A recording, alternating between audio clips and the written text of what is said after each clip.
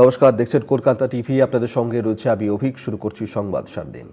মধ্যপ্রদেশে হেফাজতে মৃত্যু মামলায় পুলিশকে গ্রেফতারে দেরি, সিবিআইকে তীব্র তিরস্কার সুপ্রিম কোর্টের। আদেশ পালনে কেন দেরি, রিপোর্ট দিতে নির্দেশ সিবিআই ও মধ্যপ্রদেশ সরকারকে।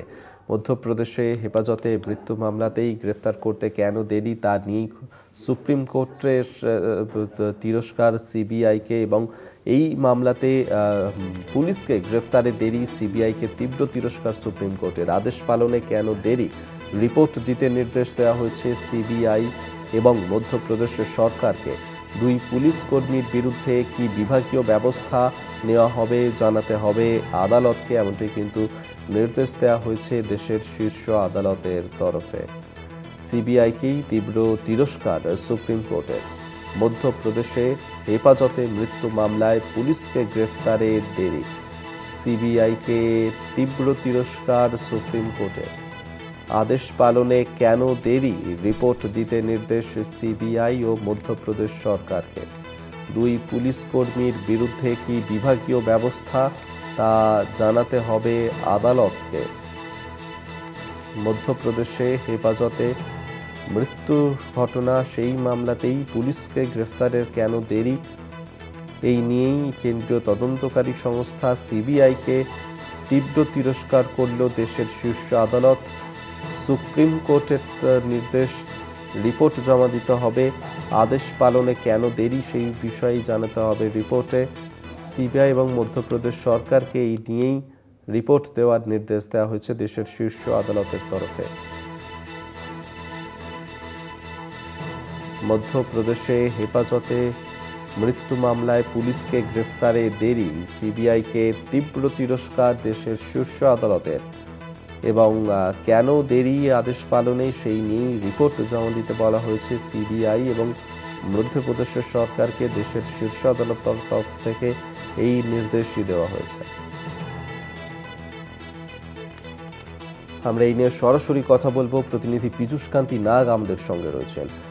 পীযূষ, এই যে মামলা, সেই মামলাতে সিবিআইকে এবং মধ্যপ্রদেশ সরকার, তাদেরকে আর কি নির্দেশ দিল দেশের শীর্ষ আদালত? মধ্যপ্রদেশ সরকারের মধ্যপ্রদেশের রাজ্যের একটি মামলার ক্ষেত্রে সিবিআই কে ভৎসনার মুখে পড়তে হয় সুপ্রিম কোর্টে। সিবিআই কে তীব্র ভৎসনা করেন সুপ্রিম কোর্ট, এবং শুধু তাই নয়, সিবিআই আদালতের নির্দেশে কাজ না করার জন্য প্রায় আদালত অবমাননার মামলা হতে চলেছিল সিবিআই এর বিরুদ্ধে।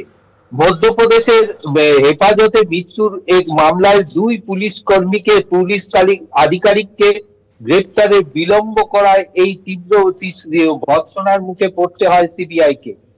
এখানে বিচারপতিরা মন্তব্য করেছেন, আমরা আইনের বিরুদ্ধে আপনারা আইনের বিরুদ্ধে অবমাননার অভিযোগ গঠন করে ফেলতে চাইছিলাম, যাতে আপনাদের বিরুদ্ধে উপযুক্ত ব্যবস্থা গ্রহণ করা হয়।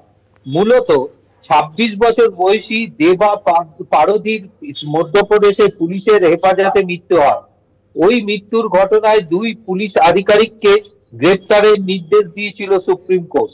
15ই মে এই নির্দেশ জারি করেছিল সুপ্রিম কোর্ট। তারপরেও কিন্তু সিবিআই তাদের গ্রেপ্তার করেনি।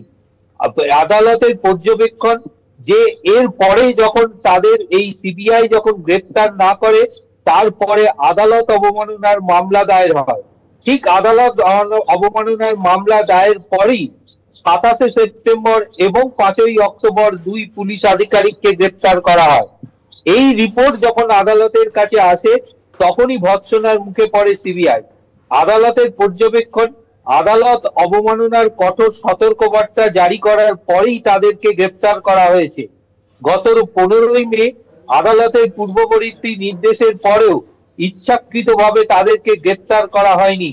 যে অফিসারদের জন্য গ্রেপ্তারের নির্দেশ দেওয়া হয়েছিল, এমনটাই পর্যবেক্ষণ সুপ্রিম কোর্টে।